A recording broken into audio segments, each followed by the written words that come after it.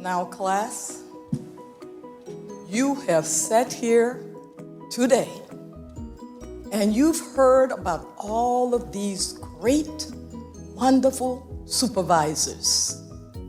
You know, they did not just become great, wonderful supervisors so that they could climb the ladder of succession without being dedicated to the Lord.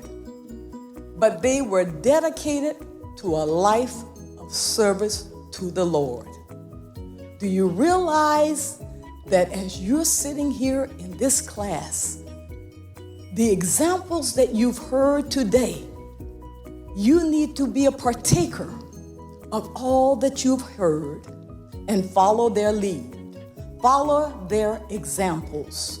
I remember when I was in South Carolina, we didn't have transportation. We had to ride bicycles as we spread the word of the Lord. You know, building is hard work. The men would go out, they would fish. The women would get the fish, scale them, clean them. You say, why? Because there was work to be done. And in order to gain the financial measures that we needed to sell fish dinners. Have you ever heard of such? You're young people, but fish dinners, they sold fish dinners. And you know, they sold so many of them. And we had to clean so much fish that then we did not have a taste for it. But as souls were getting saved and people were being filled with the Holy Ghost, there was a church to be built. There were people in the congregation who needed our help. Though fallible, their overarching vision was to consecrate themselves and do everything they could to meet the goals handed down by their leaders. Well, we worked together in a sisterly way, very united. I'd had 12 children, but then I was appointed church mother. You say, what age? At 21 years old. And I needed some kind of assistance. The church needed help. But do you think that all of that stopped me? I was very mindful of my family situation.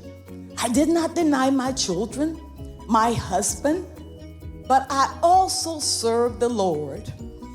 And in turn, I served in the church, in the district. I would take the reports in for the district missionary, and at her death, do you realize they appointed me, little old me, as the district missionary? And then state mother. I eventually started working in the National Women's Department, and when I was told that they had chose me to be the marshal, I said, oh my God, I was shaking and trembling. I was so afraid. She served nationally in strategic areas, being appointed 3rd Assistant General Supervisor, then 2nd Assistant General Supervisor, then 1st Assistant General Supervisor. She was installed as the International General Supervisor in April 1997. Well, when I became the General Supervisor, one of the things that the Lord gave me, and I was so very proud, that was the 49 and under young women's group. I wanted them to understand what the Department of Women meant. I wanted them to get the meat of what the church was all about.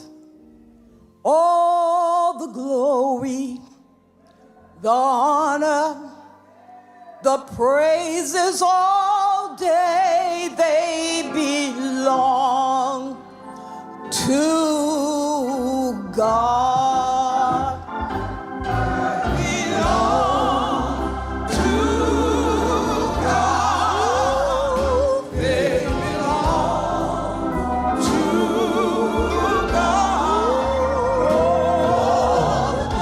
All the honor, praise, the praises all they belong to God. Let us praise His name. Let us praise His name.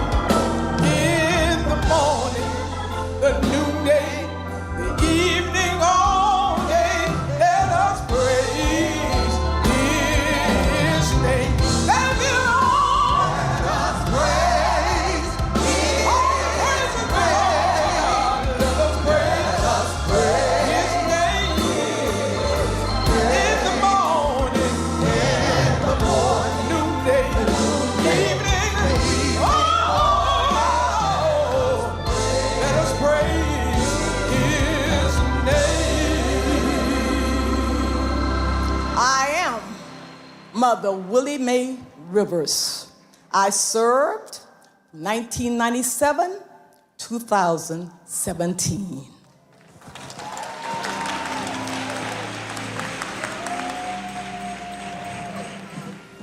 To God, you may be seated if you desire. They belong to God. All the glory, the honor, the praises all day they belong to God. Let us praise His name. Let us praise His name. In the morning, the noonday, evening, all day, let us praise His name. Oh, I love you, Lord. Yes, I love you, Lord.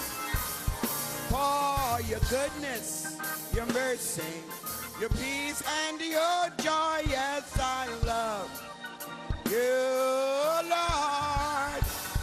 For your goodness, your mercy, your peace, and your joy. Yes, I love you, Lord.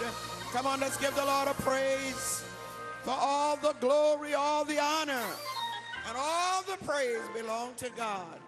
Had it not been for His goodness and His mercy, we would not be here today.